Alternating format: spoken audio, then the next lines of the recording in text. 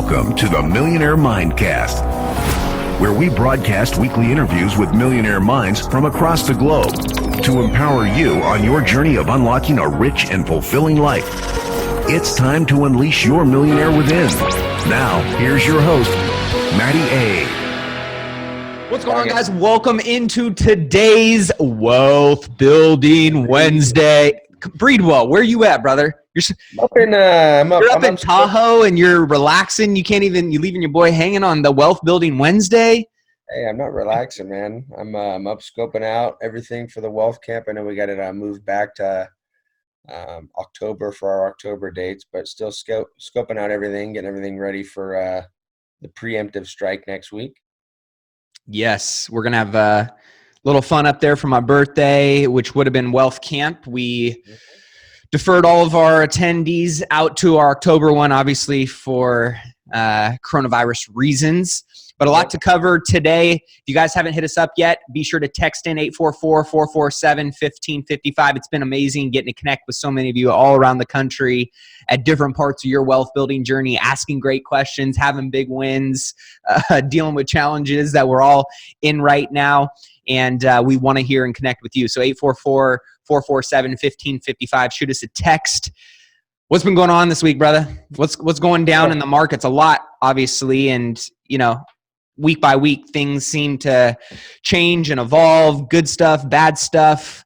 But there's an overall sentiment, it feels like, that people just can't wrap their head around what's really going to happen until we feel like everything's opening back up. What are you seeing out there? Yeah, so I've been saying that, maybe a good time to jump in and layer on some equity, some more risk into portfolios. And I'm not taking any of that back. But what I am thinking now is there may be, based on recent market data and reports that are coming out this week, non-farm payrolls come out this week, that could lead us to having somewhat of a pullback again. So I myself am cautioning at least current clients like this week and moving forward for the foreseeable future. It may not be a good time to get into equities right now, because it may pull back down to lower levels. So if you've already gotten in, good on you. Stay there, do your thing. At all of my clients that have worked with me that we got in, over a month ago.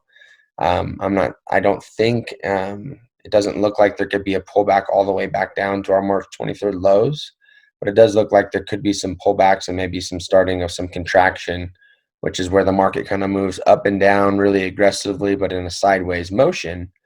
And that, I think, may happen until we get some sort of medical, everybody keeps talking about expanded testing. They keep talking about a vaccine, right? All of these different measures in place ultimately to give people confidence, to have some predictability as to how consumers are going to react, businesses are going to respond, right? GDP is going to look.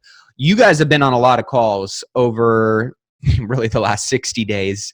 Your analysts are earning their keep. That's for sure. Yes, what did you guys hear over this last week? We are essentially seeing that based on the data that's supposed to come out, unemployment currently sits at about 4.4%.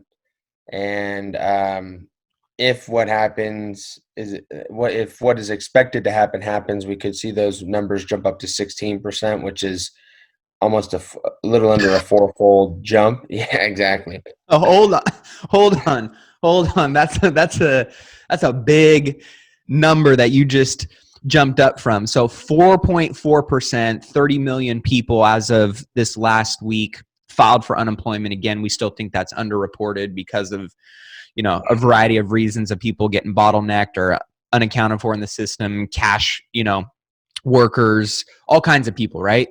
Yep. 4.4% jumping up to, what did you just say? 16%. And that's mainly because unemployment numbers, I think it was like around 20 more million people are supposed to jump onto that train. And so that brings our total up to 16%. I think almost as a whole round number, 16%. So none of that's guaranteed, but that's what's being forecasted. So we're talking close to what, 90 million people being out of work? Yeah, almost a fifth of the labor force. Unbelievable. And is this Yeah, just in the US that these numbers are projecting or potentially yeah. forecasting? This is specifically to the U.S. Workforce. So I saw a crazy number yesterday about 1.6 billion people around the globe being out of work. yeah, and I did see some good news as from some of the soft reopenings in some of these states, causing about 4.2 million jobs to come back immediately, which is really good. Because when we have 20 million jobs falling off in a day, or they've already fallen off but being reported, so now they're accounted for in a day, adding those 4.2 back is going to be really good, but it's just a dent, at those numbers. So the thing that's, that I'm kind of reeling for and waiting for, and the thing that is nerve wrenching or wracking is, we've seen some pretty big numbers come out, 1, 2, 3, 4%. But we haven't seen a fourfold on a 4% yet. And I don't know how the market's going to react now. And then you have that coupled with the Treasury getting about another $3 trillion ready to start pumping the money gun back into the economy. One of our analysts was talking, and he was saying that he is not so confident as he was that just throwing cash at the American consumer is going to be a Band-Aid strong enough to heal the wound. There may have to be some bleeding. Now let's talk about that for a quick second. One, I want to know, based on that stimulus, right? Another $3 trillion potentially getting earmarked to throw at the economy. So it's going to go to the deficit. So I was going to say, where is that capital going to get allocated? From what I don't know where it's going to be allocated. That I didn't see and I haven't heard, so I don't want to say where. My guess, and I'm just going off of based of no matter what is said, a lot of it's going to go to large corporations and special interests. Lobbyists are going to do their jobs. So anytime a bill is put in, like the small business loan we saw, we had a lot of large companies getting small business support. Right. And that's called lobbyists. So I don't really know, but I know $3 trillion is a big bazooka to carry around. Considering like back in 2009, we were using a $1 trillion bazooka. So it's 3 times the amount of money. And that's good to have. But again, yeah, what does that tell us though? Is that's also alarming, right? Like 1 trillion was a big bazooka to be rocking around on the shoulder with. Now we're talking 3 times that amount with a completely different variable in the equation that we've never seen before. A lot of unknown. Yeah, I think what I'm seeing a lot of is we're seeing a lot of people go in and use their 7702 plans to dump a ton of money into right now, because probably and those are pay your tax today, no tax anymore plans. And the reason that they're doing that is because probably to make up where that $3 trillion is going to come from is taxes. And I'm guessing that, and I was already saying that they're probably going to raise, and they've already said they're going to raise, but to what extent we don't know, taxes on qualified accounts. That's probably going to be more now. And then, oh man, we have this health scare. So maybe now they're going to add health something and ream some more money off healthcare costs. I'm not exactly sure. I'm just not exactly sure. But the money just doesn't, if we loan money, just like if we loan money from anywhere, the money has to come from somewhere. It just doesn't. Yeah, who's footing that bill, right? Yeah, we print it, but ultimately the taxpayer have to foot that dollar. Right. So it's okay. We're okay to take that burden as a whole because we pay it off together over a long period of time when everybody's doing well, and that's good and that's dandy.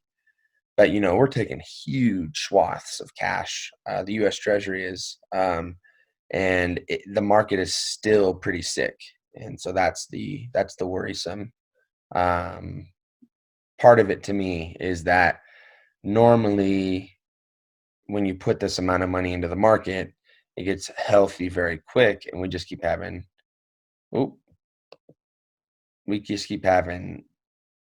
drill after drill after drill after drill of cash going in, and then we have this another wave of bad news that comes out.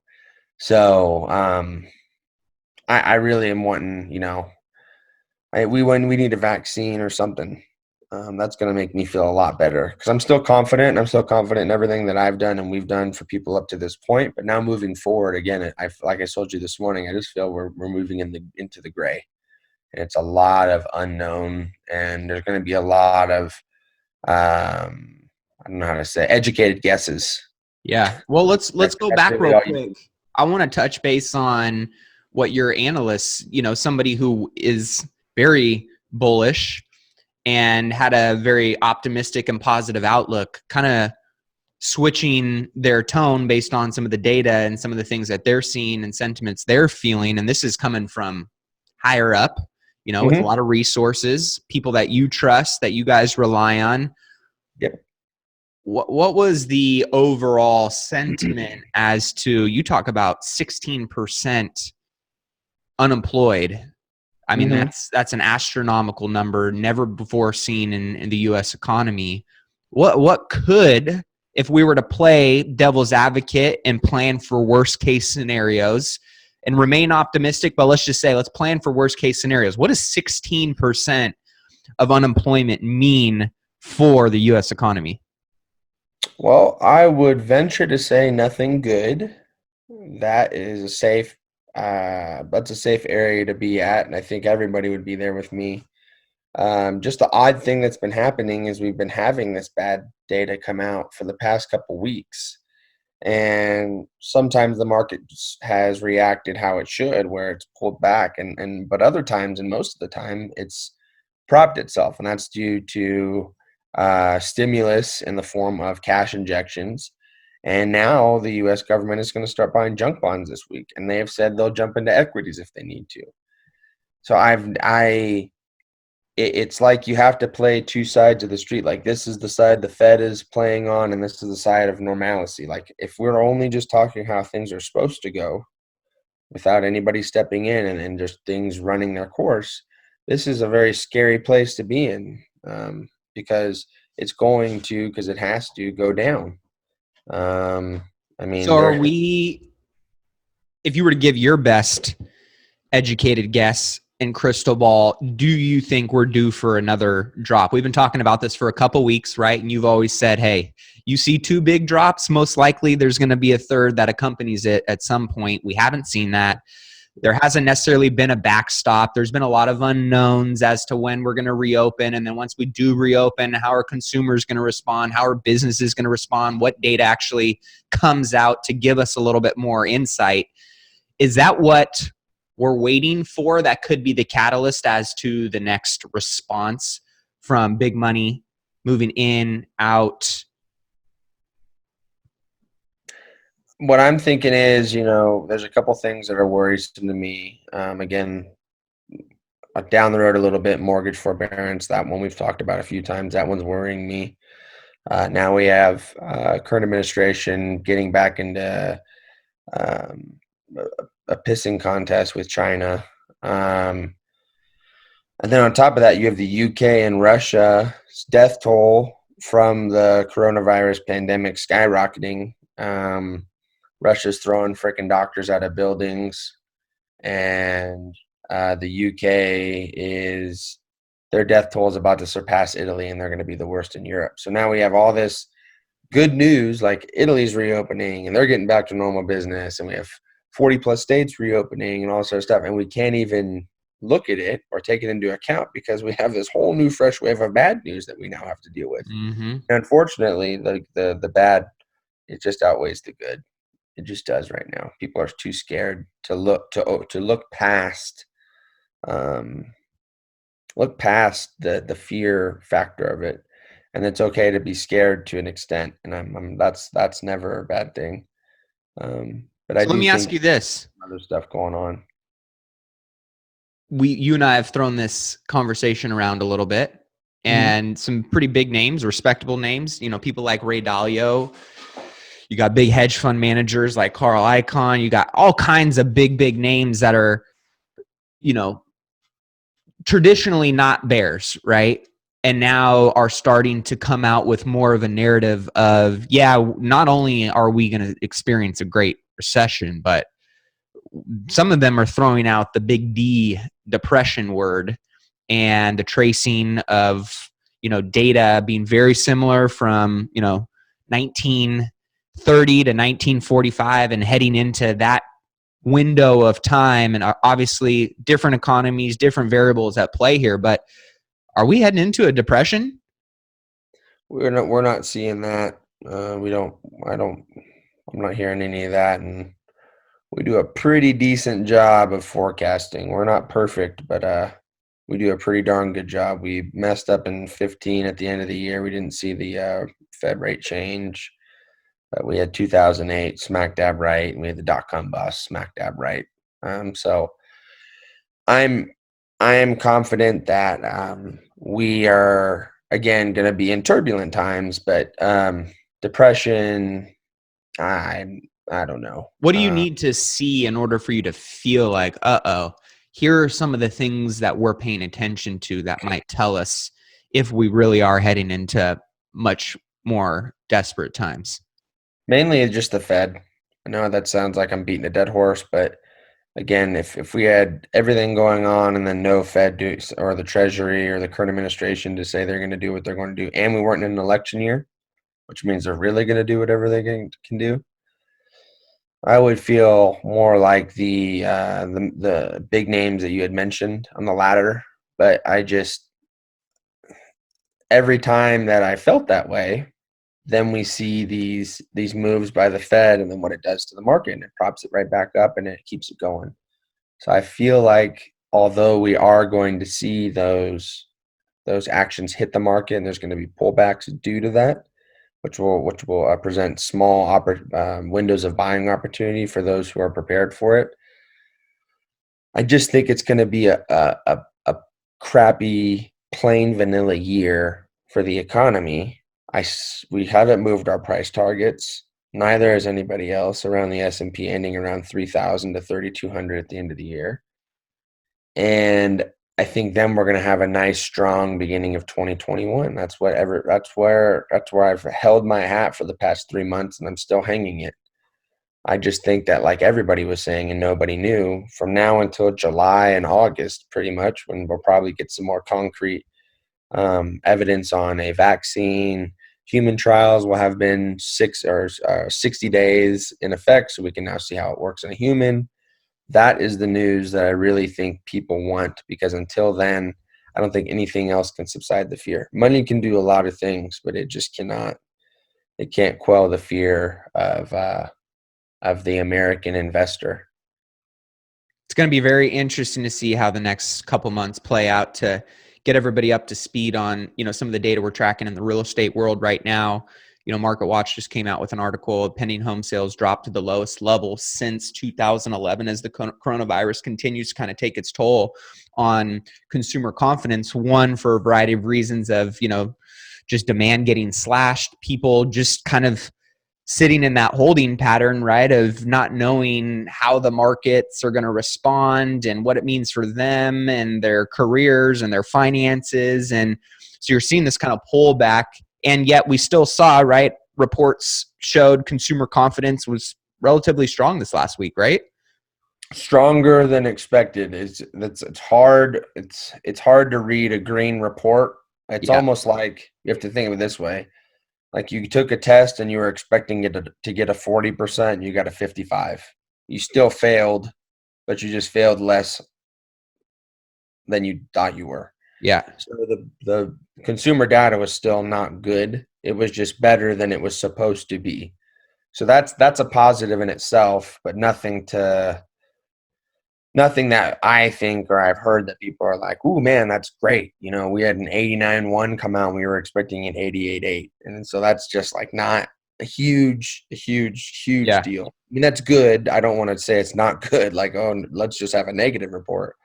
But there was 8 reports that day, and of those 8 reports, one of them was positive. I can tell you what we have coming up this week. Let me read off the list of reports really quick. I have the list right here. Today is the 5th. We have a trade balance coming out, and ISM non-manufacturing index, which actually just released as I'm sitting here, and it is positive. So we had one really negative report and one really positive. And sorry, my camera's going crazy. My connection just dropped, so I had to get that going. Later on this week, and I believe it's Wednesday. Oh, where are we at? No, Friday, non-farm payroll come out, as well as average hourly earnings and the unemployment rate. The unemployment rate is expected at 16.2%. Got it. So, yeah, that's the current expectation with non-farm payrolls expected, and we just said 20 million, and now it's saying 21.3 million. So to put that into perspective, when this report came out last month, we reported a minus 713,000 on non-farm payrolls. And do you think that, should I define non-farm payrolls for our listeners? I mean, even I'm not even familiar with what Okay, that means so to us. non-farm payrolls are I'm trying to say my fancy words, the sum or the summation of the payroll jobs available to non-farm payroll workers. So those are construction, manufacturing, stuff like that. So stuff that's literally not on a farm, non-farm payroll. Got it. That is a very important economic indicator for us. It it was at 713,000 the last time we reported, and that was like, whoa, that's really, really, really bad. It's supposed to come out at minus 21.3 million. So that's more than 20 times the higher than what was previously reported. So the impact on that is going to be should be high. I would be a betting man that the Fed is sitting back and planning right now, okay, what are we going to do on Thursday or on Friday? I mean, I would not be surprised if on Thursday there's announced, like right before the end of the day, Jerome Powell is going to go and speak in the Rose Garden. He's like, hey, we're going to, no matter what, the economy is going to be strong. And even if we have this, just to like buffer the hit, that would not surprise me. But again, I just don't know. So be prepared for something to roll out this week, because Friday is going to be a bloodbath if there's not something to stop or backstop, as you would say, the bad data. Well, what we do know is some interesting news to just take note of. Well, you guys know we've been tracking, of course, the mortgage forbearance. Last week's update was 6.5% up to 3.5 million mortgages, which was 17% increase week over week. This week, we are maybe starting to see a potential flattening or plateau of the forbearance curve. This is the first sign we've seen at least the smallest growth of increased mortgage forbearances. And right now, we are at 7.54%, according to the Mortgage Bankers Association. So up to 3.8 million homeowners are now in some type of forbearance plan. So something interesting, to pay attention to there. And at the same time, that's something that is a little bit positive, but we don't know how many of those people are actually going to be able to come up with 4 months of mortgage payments all at one time, right? If they're raising their hand this early in the game, and yeah, right. So at least Ryan's got a big 0 up on the screen. We are expecting, at least based on what big loan servicing providers are forecasting, that half to 2/3 of those people are going to go into default. The only way that they won't is if banks or the Fed or some type of incentive is given for them to defer those payments to the very back end of your loan, and you get a big Christmas gift early. And I just don't see that happening. The banks are in a much more stable position this go around, that they can kind of sit back and say, you know what, we're going to move forward with the process that we need to move forward with and go through that. And that could trickle in a good amount of distressed assets into the market. Crazy. Say that again. Nods are going to go crazy. Notice the defaults. Yeah, we will see that. So those are some things that we're definitely paying attention to. And you guys have been following me. I'm actually going to be releasing a video on the YouTube channel this week on flattening the forbearance curve and talking a lot more about that in detail and how you can kind of track some of that information very easily and how that might be able to give you a little bit more of a crystal ball as to maybe how your local market, based on how many notice of defaults are being filed, are actually going to see distressed inventory maybe come in, trickle down prices, saturate with more inventory. Those are things that you might want to pay attention to that could give you an idea as to how hard your hyper local or regional market might be getting hit due to the impacts of coronavirus. You're seeing rent strikes become more and more common. You know, I was looking at an article the other day of a guy who owns about 5,000 units, or a company that owns 5,000 units within kind of Bronx and Brooklyn. And dude, I feel bad for this company. And yet I also understand what the people are struggling and going through, but they're organizing rent strikes, and the whole building, you're talking 400, 500, 600 units aren't paying rent. Not maybe because all of them can't, but because this is just becoming a growing sentiment and trend. So, you know, those are things that, let's just say, the people that can pay and aren't, those are going to be potential catalysts through ignorance, through lack of integrity, that ultimately put stressors on the system that could create more distressed inventory and hardship for landlords or property owners, that it doesn't have to be that way. So those are things that I think are going to be very interesting to pay attention to. We're starting to see, you know, many of you guys know the iBuyers, right? Get your house sold for quick cash. That was a big trend.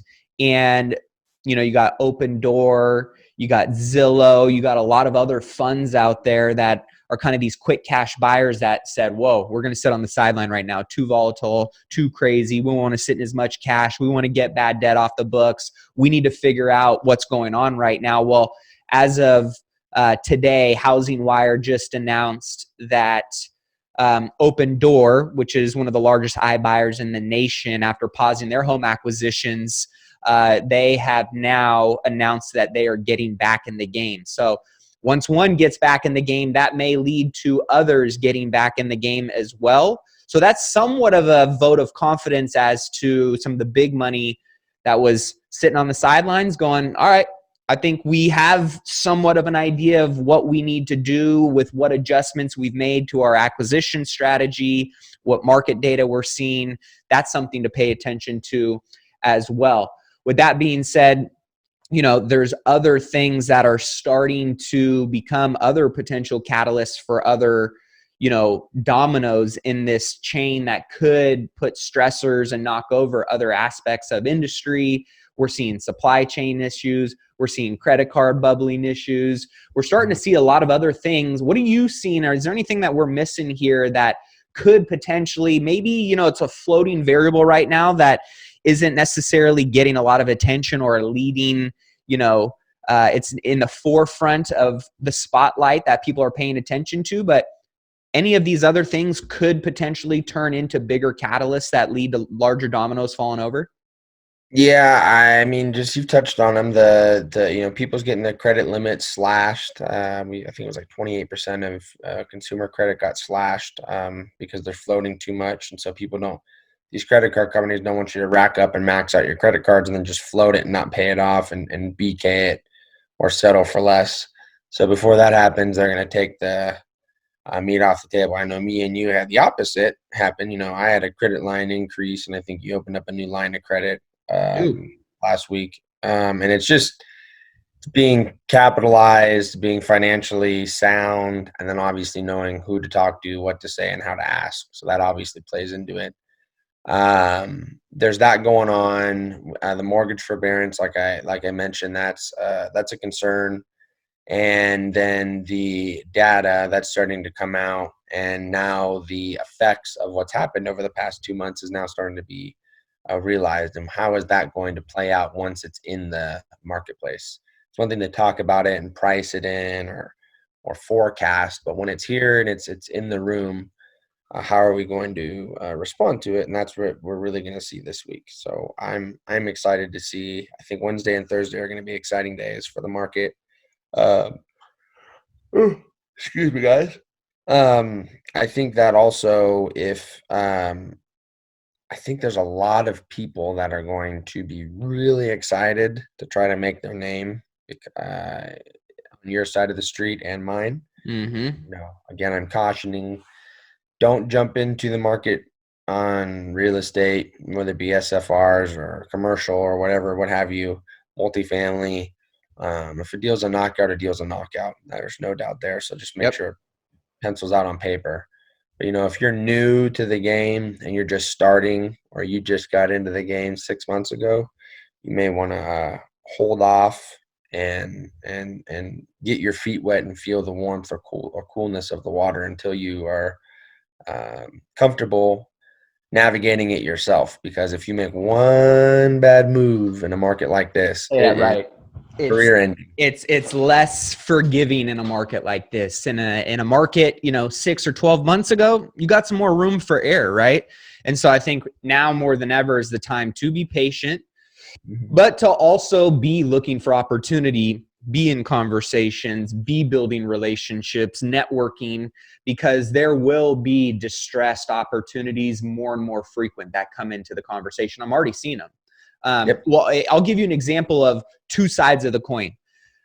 On one side of the coin, I'm a real estate investor, and I own a significant, amount of property, from single family to commercial strip centers to a hotel.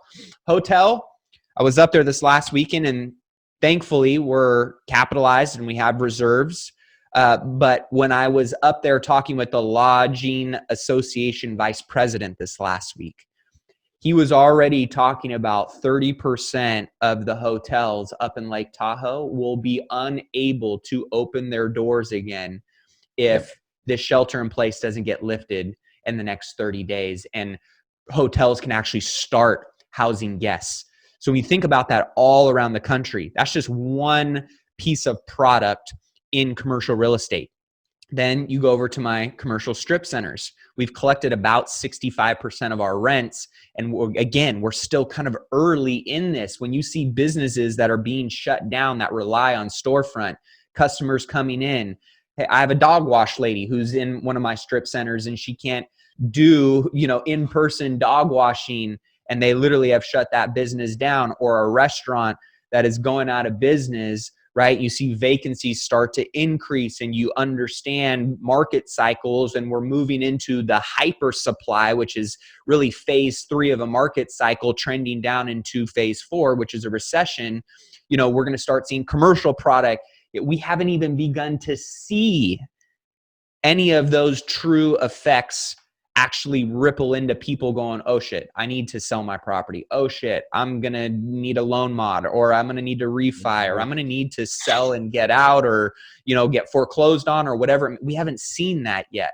So it's still so early in the game. So if you're a real estate investor, now more than ever is the time to be sharpening the axe, to be talking to the people that have been through market cycles before. I'm leaning heavily. I feel very dangerous as a real estate investor, and I'm leaning heavily on my mentors and other people for counsel that are way smarter than me, that have more assets than me, that have been through these type of market cycles before already, and are, 99% of them are just saying, be patient.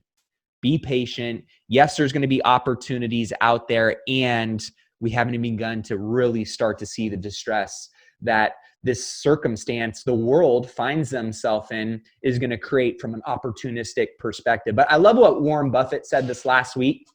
If you were paying attention, Warren Buffett dropped all his airline stocks, and a lot of people were really shocked by that.